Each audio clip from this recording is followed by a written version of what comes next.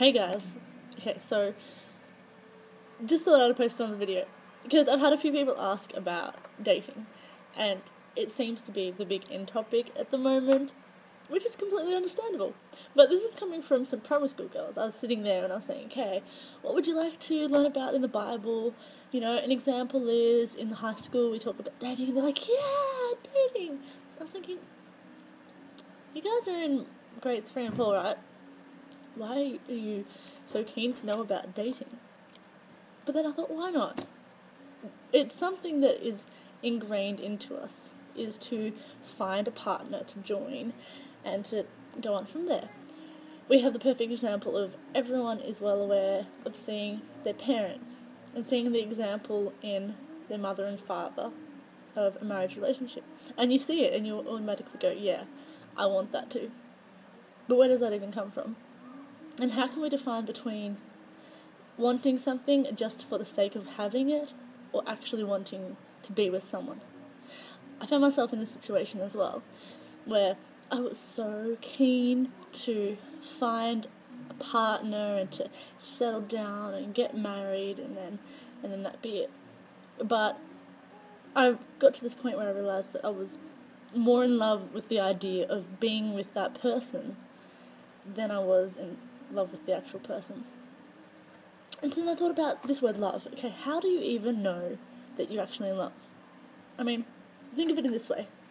You're climbing up a ladder, and you climb up one rung, and you're holding on, and you figure, okay, I'm this high up, this is awesome, look how high I am. But then it's not until you climb up to the next rung that you realise that where you were before was actually lower and different to where you are now. And it's like that with love. You don't actually know what true love is until you experience, because really, your impression of what love is just the gradient of what you've already felt and experienced inside.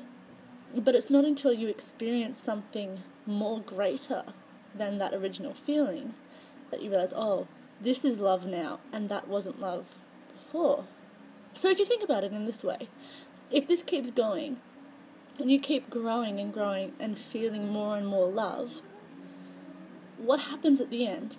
Does it just keep getting bigger and bigger? Or is there some point where it stops? It's a bit of a tricky one. But imagine it like this. We know that we have God's love for us. God gives us the example of his sort of love as sending his son to us. He says, I love the world so much that I gave my only begotten son. So that's his love for us, is that he's giving his son, someone that's blood, over to him. So in a way, if we break that down, the gradient of love we sort of go through, and it gets stronger and stronger and stronger.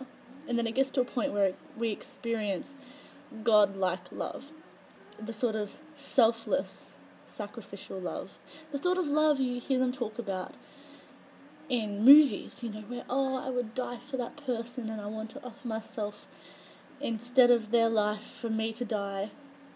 That's that sort of selfless, sacrificial love. But until then, is it still love? Well, yeah, it is still love. But it's the end point that you get to unconditional love.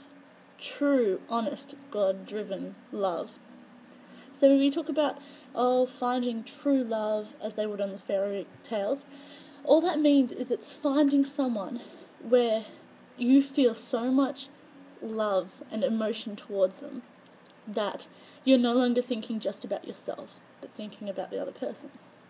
Where you think, okay, well, is it still okay then for me to be with someone even though I don't feel that sort of a love for them? Well, yeah, it is okay. But when it comes down to marrying someone, you have to ask yourself the question, do I feel that much love that I would sacrifice anything that I want to do for them? If the answer is no, then maybe start thinking about what sort of love you are feeling for them. Because if you think of it in this way, it is not until you experience a greater amount of love that you realise that where you were before is less. But we have to learn what love is. And you have to experience it and live it to really know what it feels like. So by all means, go and experience love, but really think about, is this sort of sacrificial, God-driven love? Because that's the pinnacle. That's what we're aiming for in life, isn't it? And if you're thinking of marrying someone, hopefully you're not yet, think about that. Think, is this the sort of love that I could offer myself for them? Signing out.